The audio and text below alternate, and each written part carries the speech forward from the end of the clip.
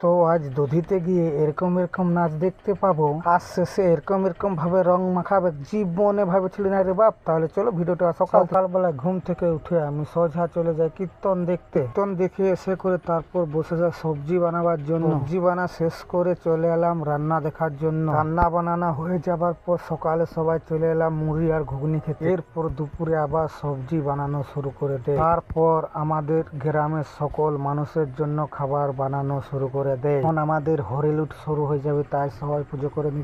এখন আমাদের হরিলুট শুরু হয়ে গেছে।